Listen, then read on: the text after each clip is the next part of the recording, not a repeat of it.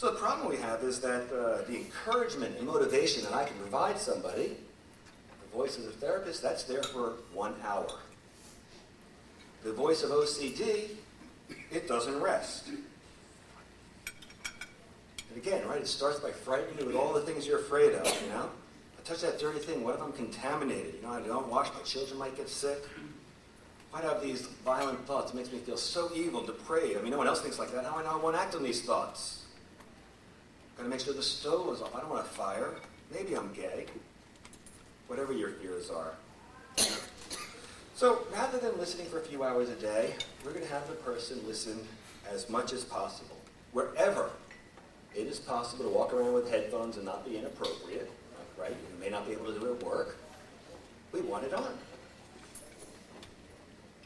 At home, you know, your family's sick of the OCD. They're not going to mind if you walk around with headphones on. We'll just turn the volume low enough when you're doing other things so you can hear them, so you can hear me endlessly in the background talking to you. You know, we want some active listening. We actually are just listening, but this passive listening. And the reason for passive listening is, you know, a lot of how we approach things has to do with our mental set.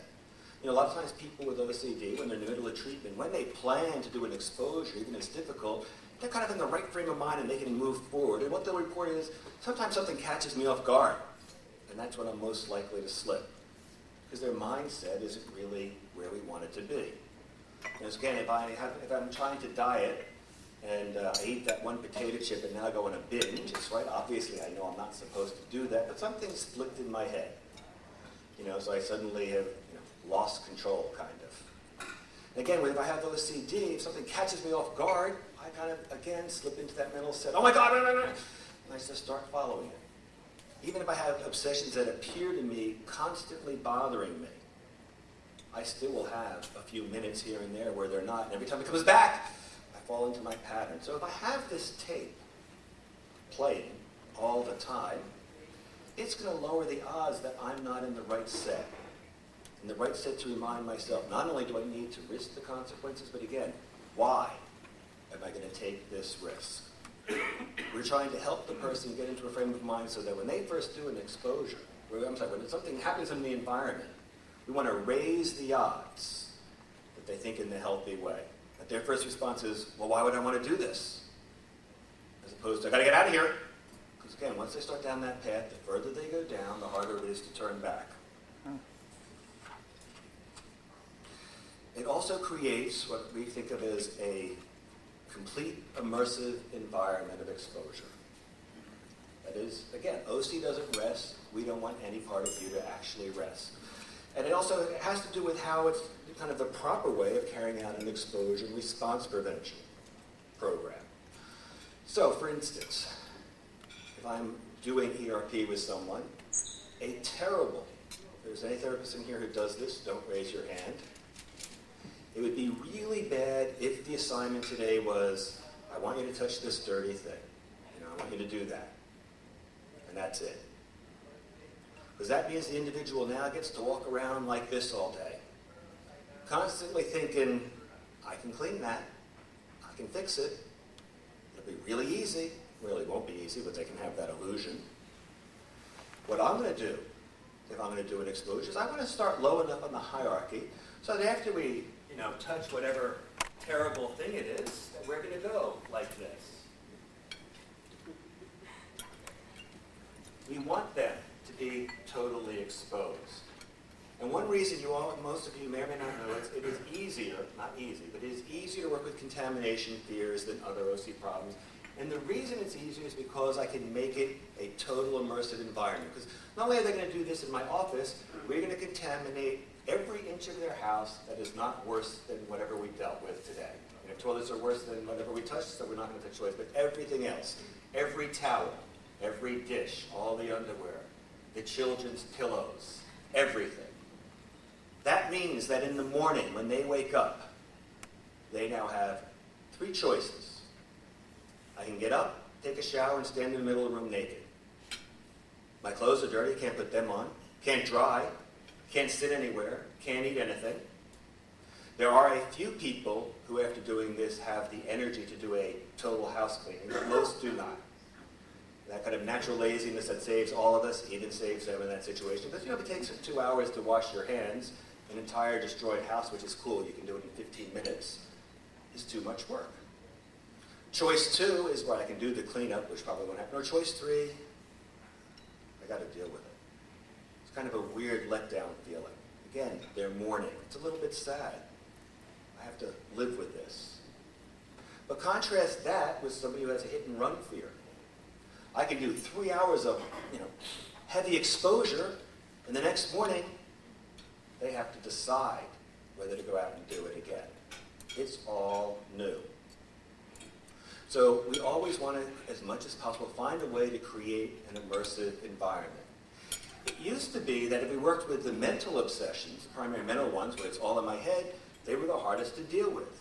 Not because they're more difficult to treat, but because it's so easy for the person to automatically slip into their OC thinking without realizing it. They have the thought and they instantly kind of slip into it and they start doing the ritual, and then it's really hard to back up. But now with the tape, we can get past that. Now I can have mental rituals be as pervasive as contamination, because I can have this tape playing all the time. Again, OC doesn't rest, so we need to find ways to make treatment totally pervasive. We need ways to help the person bring the voice of the therapist into their home, whether they're working on their own materials in a self-help way, or whether you're a therapist and you're developing this for them.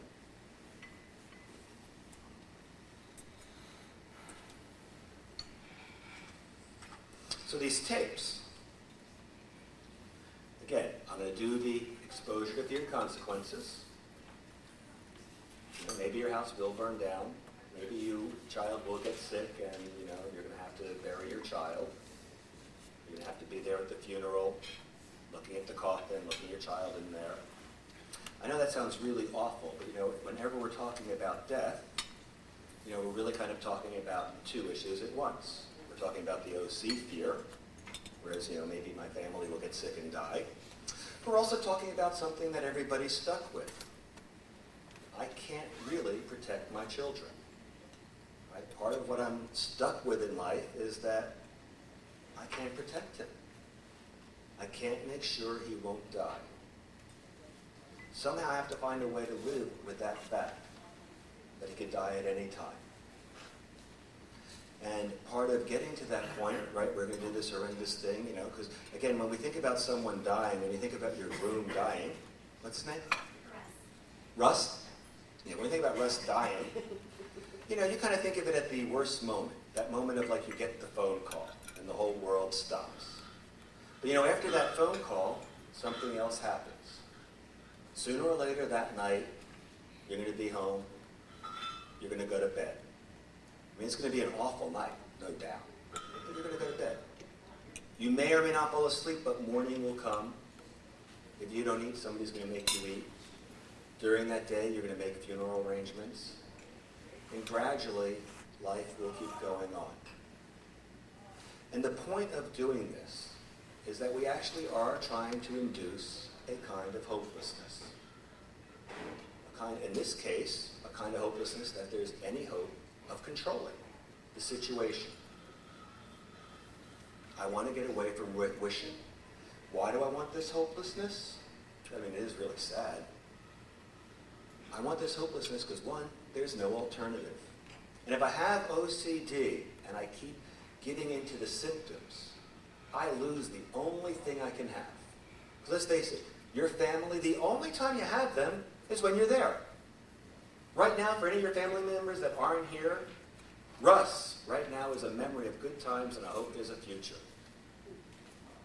But that's it. Right now, he could be dead. The only time she gets to enjoy him is when she's with him. And if I have OCD, I don't even get that. Because the time when I'm with the people I love, I'm in OCD land. So if they're going to die in 5 months, I'll miss that precious time. And if they happen to survive for 30 years, I will have lost 30 years. The goal of acceptance is so that I can eventually live in the present. because there is nothing else. Either luckily or sadly, right now, I'm your present. That's all there is. There is no life other than this. You know, because you're assuming you're going to make it home alive tonight. You're assuming you're not going to be maimed and paralyzed. We make a lot of assumptions, and the only thing that saves us is just luck. So that's what we're trying to help people to accept. So in this tape, when I'm doing the feared consequences, not only do I want to state them, I want them to be very emotional. I want both the feared consequences to be emotional, and I want the reasons I'm doing treatment to be emotional. I want to talk about what the person's lost to OCD and how awful their life has become getting into it, and what life will look like if they don't get better. What might happen to their family. Do you really want your little 2-year-old daughter to be 13 and think that you're a freak, telling her friends about the things that you do at home? Those are possibilities. I want the person to have reasons. I want them to remember why they want to take this risk. So we're hoping that in the midst of doing this exposure, that in addition, right, this is going to help reinforce them doing that.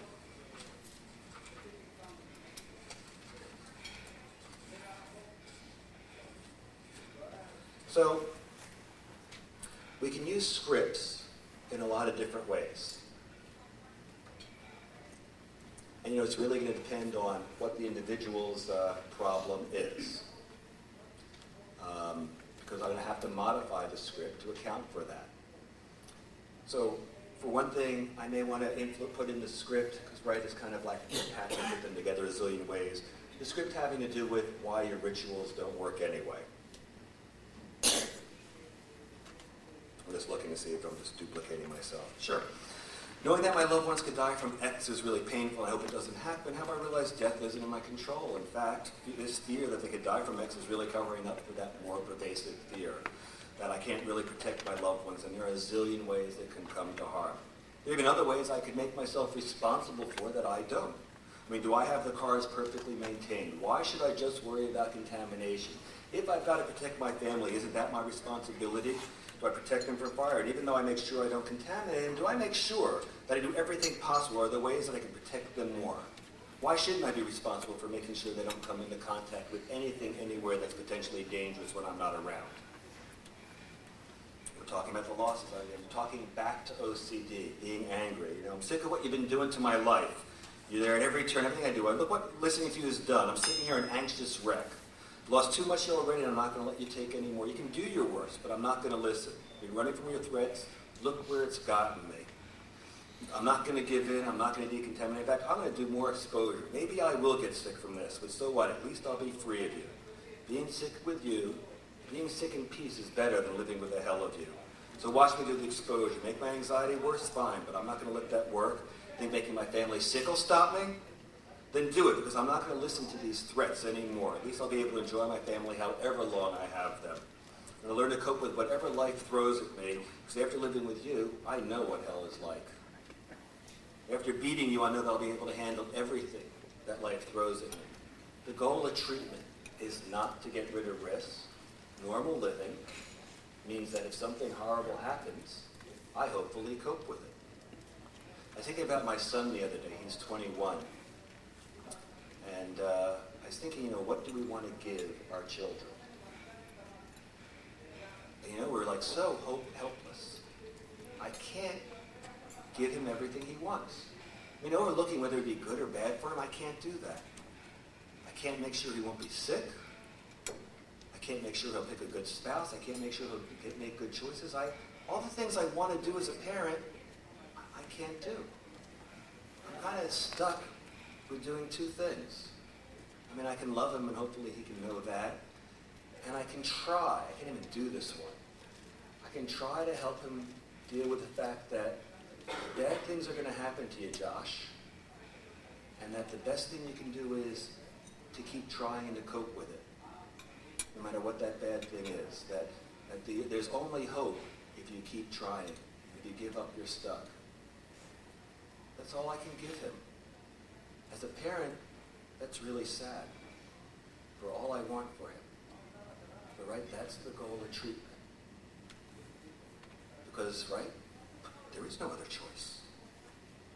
We want people to notice and reinforce the progress they make. Too often, when somebody has OCD and they start treatment, particularly if they're doing a program on their own, if they're doing it on their own, they're probably going to start with much smaller, steps. And doing it on their own, there's this tendency to go like, well, big deal. I've got this much of the problem and I did this. Like, well, what's the point? So I want somebody to reinforce that progress, Today I succeeded by doing X. I may be feeling that's not like much of a step, but I'm forgetting that to follow through with one of the important rules for beating OCD. I got to congratulate myself that no matter what happened today, I was successful because I did X. My goal was to build on this so that I can do bigger exposures and more, and what I did starts putting me on that road. We can use these scripts in a number of ways of treatment. If my patient is not ready for treatment, or again, if you're doing a self-help program and you feel like, well, I'm too scared to do this stuff. I don't want to do exposure yet. Well, I'm going to use this script to do what we call safe exposures. Because too often, if a sufferer is given an assignment, and I want you to do X for an hour today, and I get up and I start getting ready to do X, and it's like,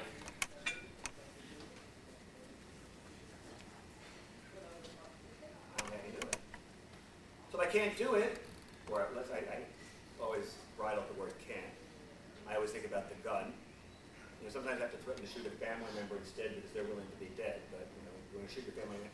So they're willing to do it. They can do it in those circumstances. It's not so much a can't as won't. But basically, if I've decided that seems like it's going to be too anxious for me to do today, so there goes my hour of homework I wanted them to do. It's gone. And now they're spending 3 minutes doing homework. And I wanted an hour. So now we have a way of getting an hour. So I'm going to have this script play. And what I want the person to do, depending how I've set it up, maybe it's a self-help thing. Okay, I want you to spend an hour. If you don't touch that, okay, but I want you to stay there for an hour. And I would like part of that hour for you at least to go through the reasons why you would do this. So that you get to spend the entire hour there. I'm doing a safe exposure. I'm giving the person practice for thinking in a healthy way by making a script for them. Right? We've now provided them just to make sure that they kind of keep their thinking in line with what we would like. That they're not going to accidentally do reassurance, well, it's probably safe.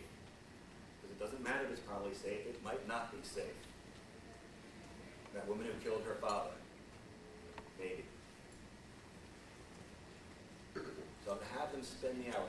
And I can modulate the tape so how scary the material is. Because, okay, if they're not ready for scary material, I can be more general. So it's like, why would I even want to do treatment? Because let's face it, they're coming in and they do want to do treatment even though they're scared. So I can have a tape just kind of going over where they're going to spend going over the reasons of why they want to do treatment.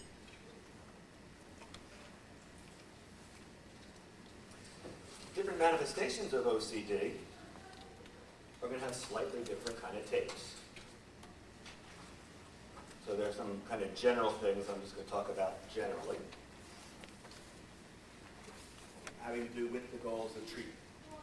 If I have somebody with primary, and I'm going to spend more time on the primary mental obsessions, is that okay? Like I was going to listen.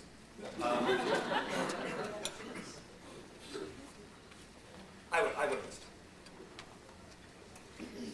The primary mental obsessions, often the person comes into treatment and they have this mistaken belief as to what the problem is. They think the problem is that they're having thoughts. And that's not the problem. Having those thoughts, no matter how awful, that's normal. When I'm thinking about slicing and dicing my wife tonight and making a TP out of her skin, this is a normal thought. Now, people without OCD may have some awareness of that or may not. Often they won't have awareness of it because just like the eating off the floor, they don't know what they're doing. Right? It's kind of normal if there's a little baby to think about, wow, that baby's so helpless and everything, I could kill that thing. Because it'd be so easy. Now, there are a few reasons you don't hear this. One is, the thought comes in and goes out of the head. Secondly, it's not a kind of observation you pass on to a new mom. Oh, wow, you know how easy I could kill your kid? So, we kind of have this fear of, sharing that. The goal of treatment is not to stop those thoughts. Someone once asked Stephen King, why do you think such horrible things? Why do you write about such horrible things? And his answer was, what makes you think I have a choice? Not that he has OCD, but that the idea of the nature of good and evil, and what kind of horrible things can happen to me, and what ways might I turn to evil, those are normal thoughts. And he writes about them because he's a writer. And we know everybody is having thoughts like that, because if they weren't, Stephen King would not be a bestseller. But when I decide I don't want those thoughts, when I decide I have to know what they mean, then it becomes OCD.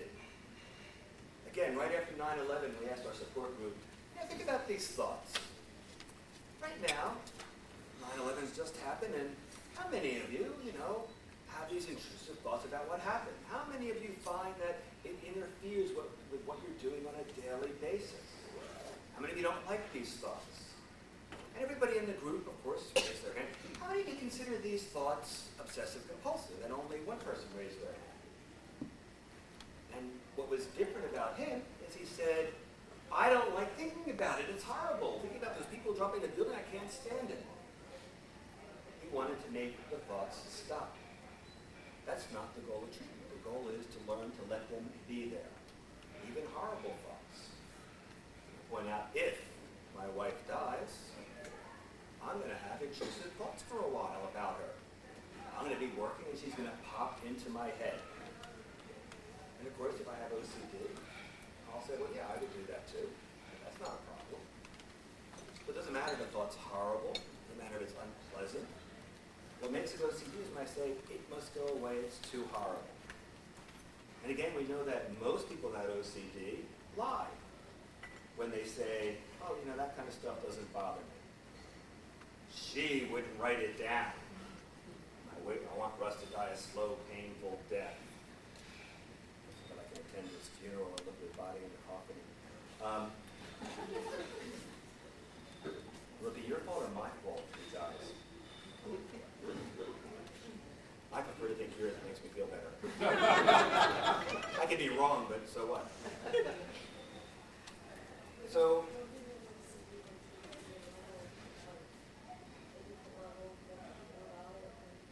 in what way?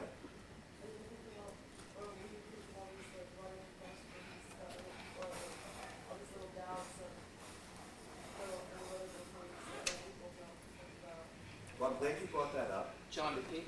I was going to repeat it. Ye of little faith. The question was, don't I see people take it to kind of more extremes because there are all these other little what-ifs and analytical things that they do to it?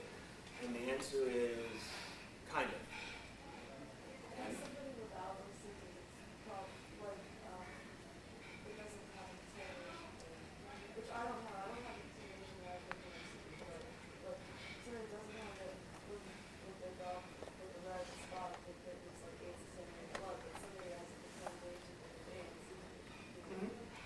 again, and you bring up a point, I'm going to answer in 13 ways. One, that there are a few traits that if you have OCD, that you have that we can't get rid of. People with OCD tend to be above average intelligence. So we don't know how to make you dumb. People with OCD are creative. The core of creativity is going, what if? But in OCD, the difference is, rather than going what if and thinking about it, again, Stephen King is a writer, he's going to have to think about what if I do this horrible thing, put himself in a position to think all the horrible thoughts through to be able to make it real. But if I have OCD, I go, what if? No, I don't want that. No, get it out of my head. I don't want that. That should never happen. I got to make sure that doesn't happen. It could be. And the third thing you have to have if you have OCD is you have to be imaginative. And imagination becomes is defined as I can think about something so vividly, it feels real. You can scare the hell out of yourself. So I have these three things that we're not getting rid of. And again, in OCD, the problem is trying to be 100% certain.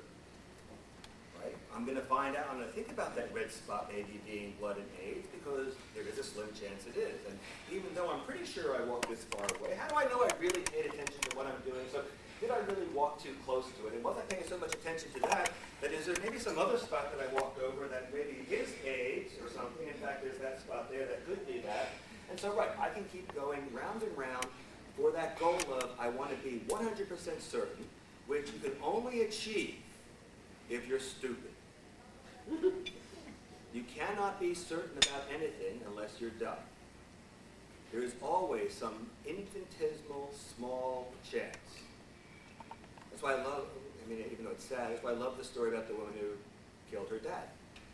You know, nobody expects that her dad was going to die in 1 week, and he died in 1 week. Things happen. It could happen. And the point is not to try to reassure myself with low probability, but like, in the worst case, how will I cope with it? Because maybe the worst case will happen and then I'll have to figure out what to do. Was I responsible for it? I don't get to know. Well, if you know how to not think about something successfully, I'm not sure it's actually the best way. Actually, I don't even think it's the best way whether I have OCD or not. But not thinking about it is a fantasy. Again, sometimes people with OCD will... What? No, they're not. No. My wife dies. I tell you, I'm not getting that out of my head. But if she doesn't die, obsess about it. You know, right after I saw the movie Silence with the Lambs, I had scenes of that movie going through my head a lot. I remember coming home from the movie theater, and I was actually shocked when walking the house because we had a babysitter babysitting my son, and it was almost a shock that the house wasn't like blood splattered with Josh spread all over the house. It's like, wow, it's just normal, I had scenes of that movie haunting me for a while. People without OCD don't so much try to not think. They either let it be there, and it either drifts away, or it's there and they don't mind. Now, people with OCD will often say to me, yes, but we think about it more often.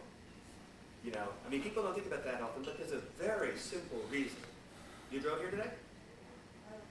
Were you driven here today? Okay. Did you have your eyes open while you were being driven? How many red cars did you see? Okay, do you think you saw any? Okay, so imagine if on the way home today, your assignment is the following. Keep your eyes on the road and make sure you don't see red cars. So if I have OCD and I don't want to think something, what I have to walk around and say, don't think about, as soon as I say, don't think about, it's there. I hope today I don't think about my wife dying. Oh, goodness, what do I do? So in an effort to not think about it, I'm ensuring that I will think about it more. The goal is to learn to get these thoughts to be like the other thoughts, to learn to allow them to be there.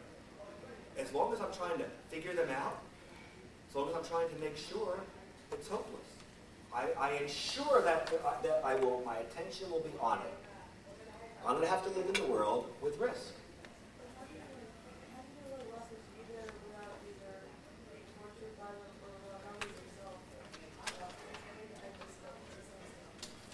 Well, when you say be there without being tortured by them, initially, and this is the part about treatment that sucks, initially you will be tortured by them.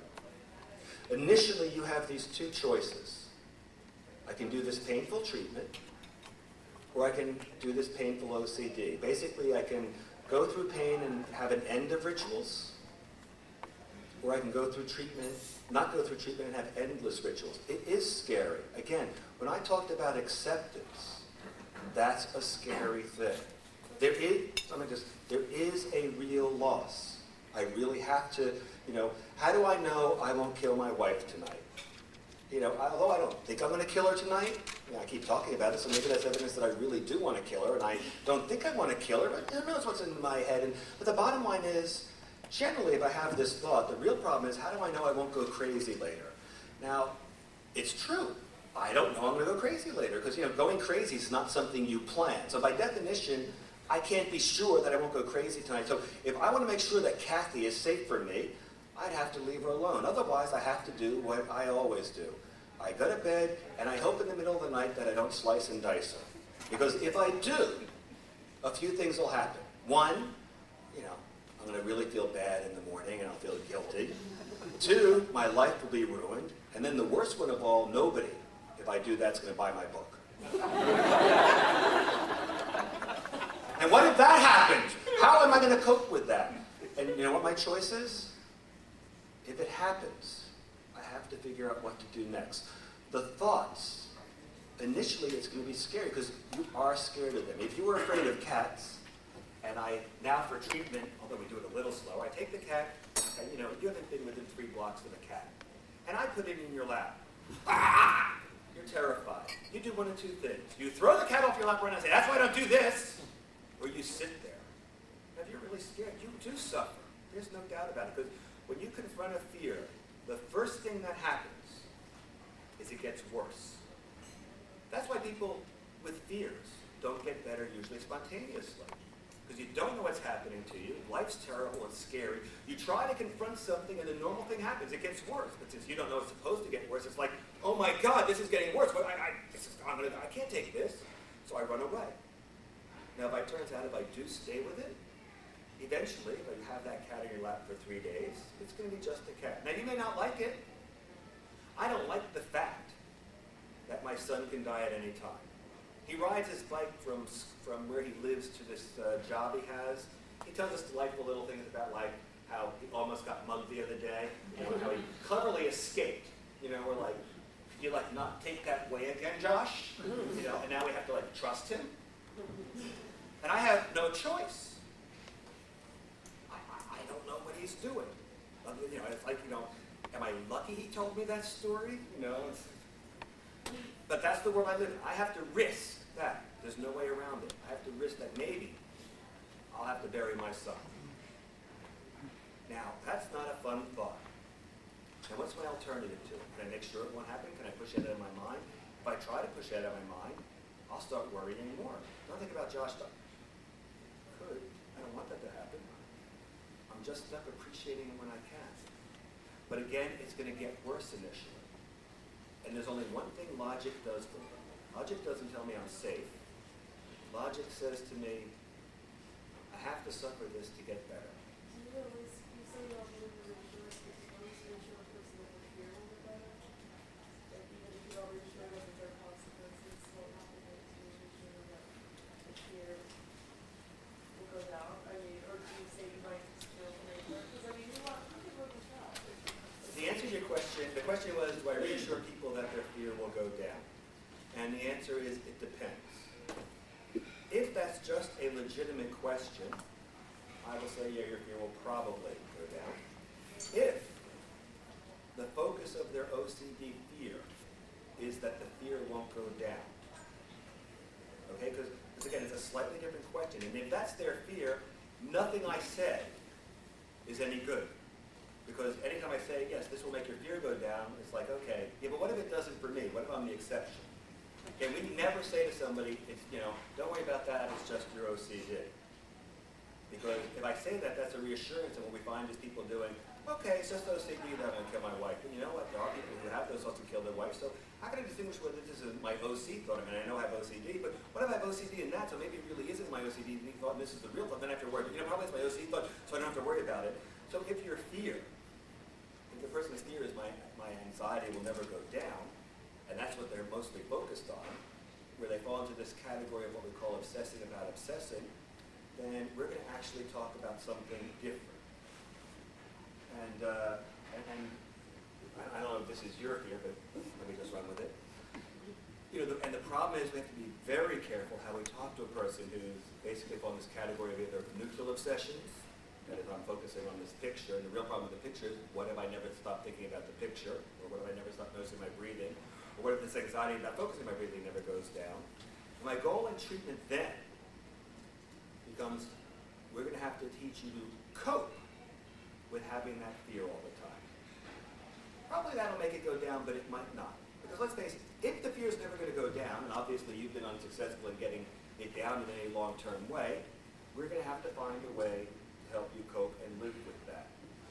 You know, because right now, all the effort you spend trying to get away from it or not think about it is going to make it worse.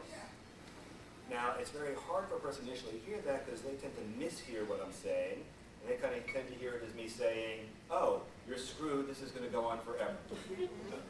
And that word coping is not the same as that. Then there's a problem called tinnitus. There's a ringing in the ears. Now, some people with tinnitus, you know, they don't like the problem and they live with it. It's this high-pitched whine. Another group gets suicidally depressed. You don't know what it's like. It's there all the time. I can't get rid of that thing. Basically, they're obsessing about this real symptom. Initially, they're very hard to treat because they're like, yes, but this is real. Okay, but we also know it's there all the time. They're doing the wishing ritual. Life would be so much better if I didn't have this. That's a fantasy. They do have it. So how are we going to help them cope with it, which at the time seems impossible? Because they know, and the reason it seems impossible is they know what they've lost to it. They're thinking about their worst times, the times where they're just sitting agonizing, the times they're giving up life. I'm not going to a movie today. I'm just going to have this thing that's going to drive me nuts. The thing about going to a movie, you know, sometimes if I go to a movie and I can hear the theater next to me, and I can treat that the same way. I can focus on it all the time. It's ruining my time. You know, I want to enjoy this movie. I want to have my whole attention on, and this damn thing is there making noise. Or I can watch the movie and like, all right, it's going to knock my enjoyment down to 80%. Where I could have had 100 if it wasn't there. Well, it's 80. So I'm going to tell that person with tinnitus, they want you to learn to enjoy things less. That is, it'd be nice to have 100, but you've got this problem, so we'd like you to learn to live with 70. Right now, you're getting none. Right now, you focus so much on it, you get none, so we want you to learn to do that. And again, like an obsession that's constantly there, the person is accidentally slipping. If I just give the instructions, just a secret sign with me and Alan. The usual place? Where was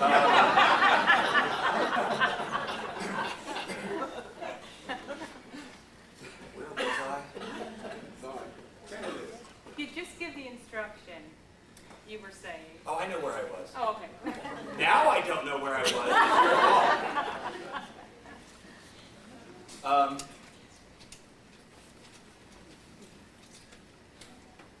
well.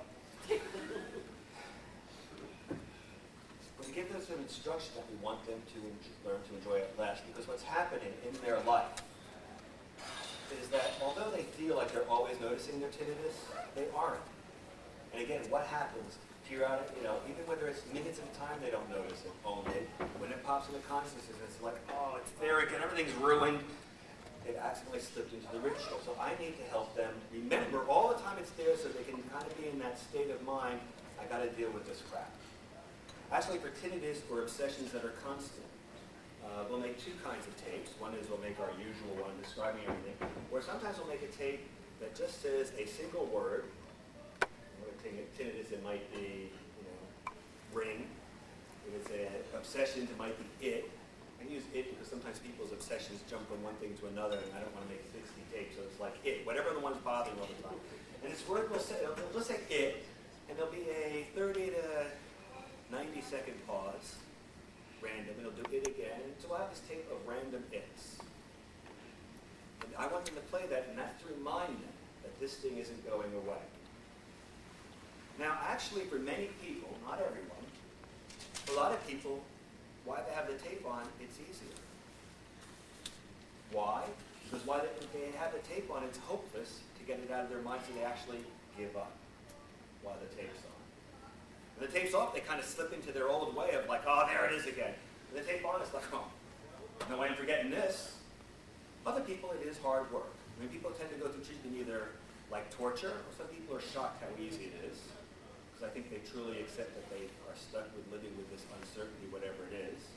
The good news is, either way, people can get better. So I will not always say to a person, it'll go away. What I'll say is, you can cope with it. Because coping is critically important. There's some problems where that is the key problem. If I have somebody who is hypochondriacal, you know, people often mistake hypochondriasis as the person's not sick. We never talk to a person who's not being sick. First of all, many people with hypochondriasis are sick. They often have one of these major, these connective tissue diseases that is not diagnosable, has all these discomforts, but apparently is not fatal. When they come into treatment, somebody should know what it is. Somebody should be able to fix it. I shouldn't have to live this way. And then they've gone around to these professionals to say to them, you shouldn't worry about this. It's okay. You've gone to enough doctors. You need to listen to them. You need to trust them. What we're going to say to them is something more realistic. Being hypochondriacal does not mean you're not sick. Being hypochondriacal means you spend all of your time focusing on this. That's a definition they can buy. It's not that you're sick or not, it's that this occupies your whole day. Yes, this might be real, and we want to help you come to learn to live with it. Often if I have something with hypochondriasis, if the symptom is not a headache, I can say, well, how would you live with a headache? If you had a headache right now, does that wreck anything? And often it doesn't. And so they can have this painful headache and still function. Sometimes you notice it, sometimes you don't notice it. Now they will tell you what the difference is. I know what the headache is, and I know it will go away. I don't know what this is, I don't know it will go away. Now mind you, without realizing it, they've now said that the problem, I'm thinking it, I might knock it over again. Without realizing it, they basically said this is a problem of how they approach things. That is, a real headache with horrible pain, they can cope with the pain, it's just that they know it's an end that makes it copable. It's kind of like if they coped for 5 hours okay with it, and then they decided it was too much, they still cope those 5 hours. There are other symptoms quite often, even if they're very uncomfortable, painful, they don't like coping with it because they want it to end. So our goal again is, well, you're going to have to learn to live with these symptoms. You're going to have to learn to live with it, and this is a very, very difficult acceptance. They're probably not going to be able to tell what it is. You've had this for 5 years, nobody's been able to diagnose it. Yes, something's there, but right, they're not going to be able to tell you. If they're going to the doctors frequently, yes, you're going to have to take risks. We're going to have something a little more new and horrible happen to you before you go to a doctor.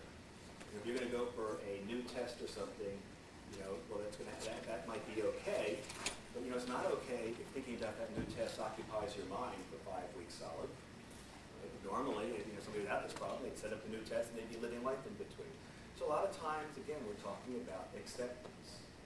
And there are different levels of acceptance, whether it's an unlikely risk or something that's basically there.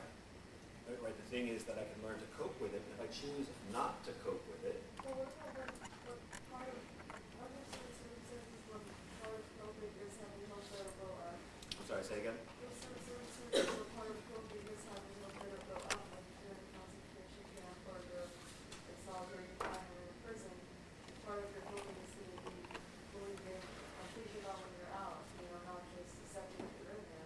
It's interesting you say that. I don't know that that's part of coping that will end. Part of coping is I will put up with it and make the best of it.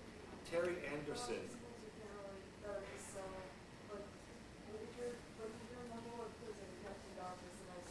And if you don't know if they're letting you out, then you might have to, you can hope for it. There's a difference between hoping for it and living for that hope. I can hope for it. I hope my wife doesn't die. But if I'm going to live for that hope and try to make it the center of my life, I'm going to have a miserable time. Terry Anderson is a reporter. And during Carter's years, he was kidnapped by the Iranians. And, it was a horrible captivity. Sometimes he'd be all tied up, tied to the underneath of a car. And during his captivity, they gave him a Bible. He hadn't been religious before, but he became religious during his captivity. And he would pray. He never prayed to be released. He never prayed to be free. He prayed simply that however long this took, whether it was short or long, that he could keep the faith he found. That was coping. If this is where I am, how will I make the best of this? How can I, to what ways can I improve my life? What are the steps I can do? What are the steps that are in my control? I tend to think the odds are pretty decent somebody's going to get better, but if that's their focus, that's right. I'm saying I'd like you to learn to do treatment and take this risk because we know the alternative is definite. And again, if I'm going to have a constant pain, I need to learn to cope with it as opposed to make it the center of my life. I could cope with constant in that situation, but I know there are people who do. I know there are people with terrible illnesses who are brave, and I hope I would be like them. I'm not arrogant enough to say I would be, but I hope I would follow that thing. You know, if I lost my arm, that would be terrible. But then I get the choice of, do I want to spend all my time wishing for another arm and thinking how life could be better if I had two arms, or do I want to learn to live the best one-arm life I can? I mean, sometimes, even if I'm coping, I'm going to miss my arm and I'm going to be sad about it. But do I want to live the best one-arm life, or do I want to have no life? So, in the worst case, my goal in treatment would be, well, I want to learn to live the best life I can with this. So again, if the person's fear is I'm never going to get better, the person's fear this is always going to be with me, if that's the prime fear, then my focus is going to be upon living with that.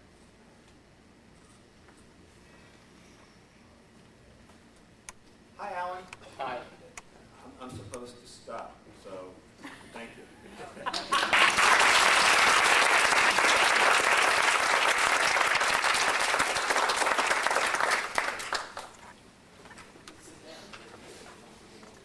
Where should I sit? Yes, sir. Okay, give us 1 or 2 minutes to get our act together. There's still, I think, water and coffee over there if you want. You can, again, look at the books that center in the corner. But really, in literally like 3 minutes, we're going to start looking at the cards that you had given out to us. If there's any others, raise your hand. I'll come by and pick them up, and we'll go from there.